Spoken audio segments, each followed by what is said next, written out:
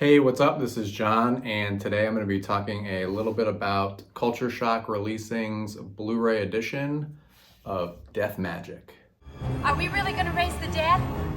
We never tried anything like this before. All citizens are urged to report to the police anyone carrying a long knife or a machete. We've got more than enough to book you for murder. Get off my back, damn it! Is he coming? Is he coming?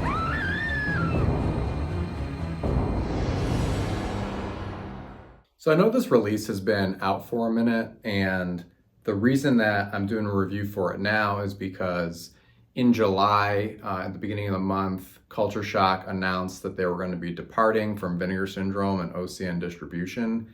And since then, at the beginning of this month, all their releases are on sale for $15 with a slip or $10 without a slip. So it's a really good time to head over there and pick some of this stuff up if it's something that you've been interested in.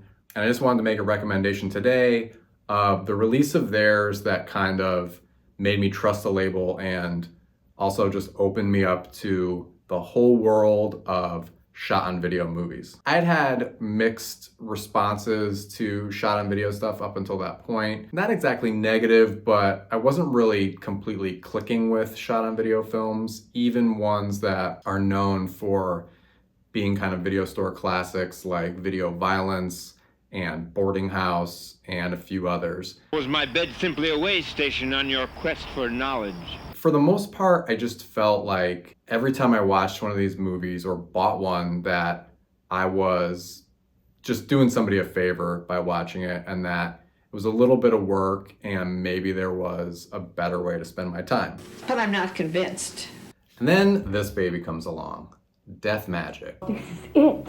I'm sure it was the cover that caught my eye first, just seeing this crazy fellow. Probably read the synopsis where mentioned sorcery and the Civil War, and it just sounded kind of bananas, and I thought, you know what, I'm in the mood, so I went for it. Yeah, I watched this one, and it managed to be the one that kind of opened up my brain to a new understanding of the world of shot on video movies. It will work! Okay, so first I'll just explain the plot of this movie very quickly and then kind of get into why it worked so well for me. In this movie, basically, you've got this group of young magicians who think they have what it takes to summon a spirit, and when the stars are all aligned and the conditions are right, they all get dressed up and give it a go. Fortunately, unfortunately, it actually works, and they resurrect a Civil War major who comes out ready to rock, yielding a sword, hell-bent on exacting revenge on all the descendants of the people who put him to death for some crimes back in the 1800s. I swear you'll pay! And your children's children! I swear! And he ends up being a little bit like a Civil War Freddy Krueger, who once resurrected has the ability to appear and disappear and kind of haunt people, but is also real, stabby, and coming for you. And, like most horror villains, he's pretty unstoppable, so the gang from there, once again, has to figure out even more magic to cast another spell to stop this guy. The first thing that made me feel like I was watching something a bit different was the production design and scope of this movie. And I feel like a lot of shot on video movies, you wouldn't even talk about how grand the scope was. Filmmaking on this level, I'm just impressed that they have a lot of Civil War costumes, they're riding horses, they're shooting scenes out in the desert, that there's just all these different locations. That already kind of made me think that something a little bit bigger was going on here. It's always better to master the basics before attempting anything as perilous as necromancy.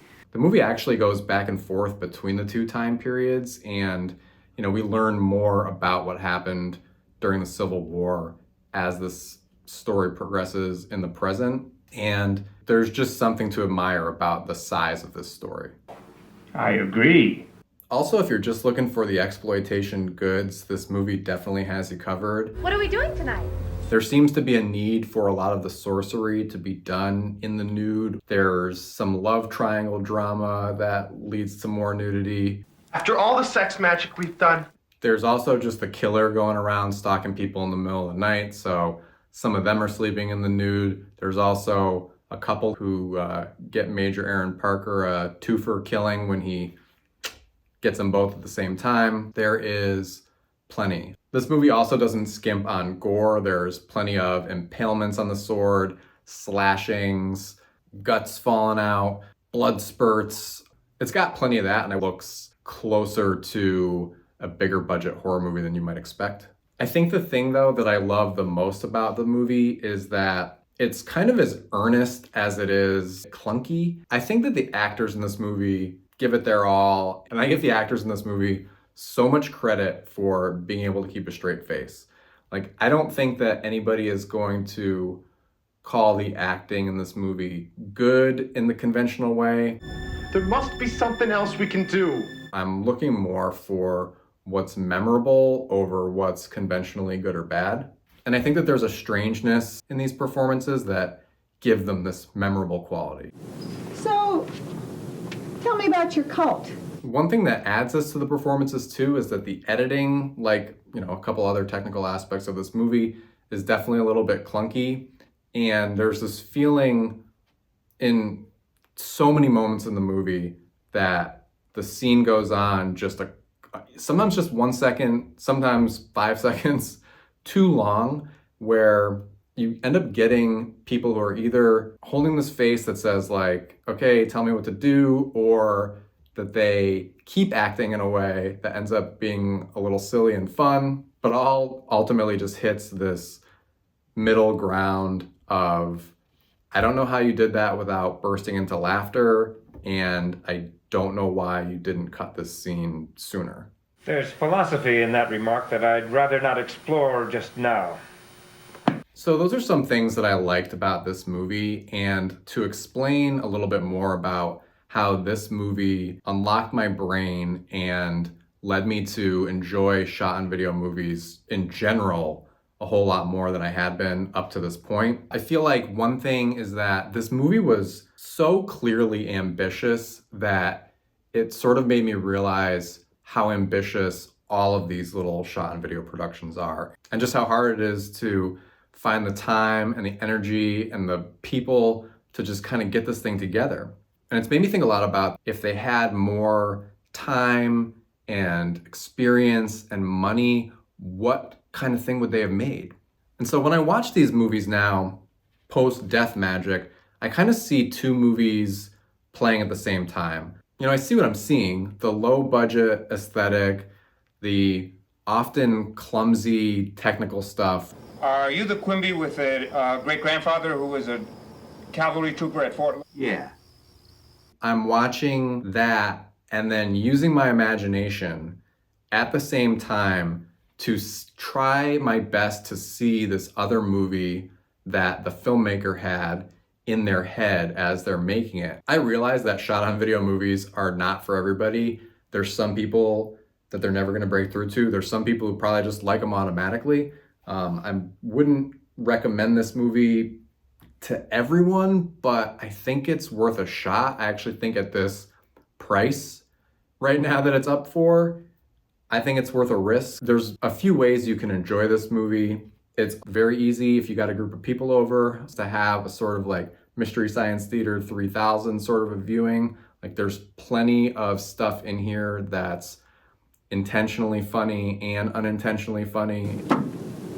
That's the biggest amount of bullshit I've ever heard. I think that Death Magic has all the kind of stuff that you might find in a bigger production in this smaller handmade package, but you can really see it kind of reaching for the stars, and I think that makes it something pretty special. So as these are on sale, I may be making other recommendations about culture shock releases that you might want to pick up and telling you a little something about them. I have all but one, I think, of the releases that they did during their time at OCN. But for now, I'm going to leave links down below for the entire out-of-print Culture Shock catalog over there. I made a fan trailer for Death Magic that's on this channel if you want to go check it out. And I'll have all my social media stuff down below as well. I appreciate you watching this video. I hope you pick something up from Culture Shock while they're all on sale, and I will see you next time.